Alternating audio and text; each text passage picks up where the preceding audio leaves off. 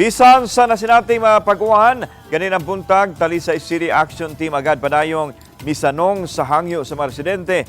Usa nini ang pagputol sa katumbahon nga kahoy padung sa mga panimay ug eskwelahan. Kung may kusog nga hangin, Matud ni Gary Togonon, ang naputol nila hapit ang tanang katumbahon nga mga kahoy sa pagkakaron. Ang mga punoan sa kahoy na usab nga nagbarog kilid sa mga panimay, may ilang girespondihan tungod din wa nay nangatumba nga mga punuan sa kahoy bisan sa kusog nga unos sa hangin sa miaging mga adlaw.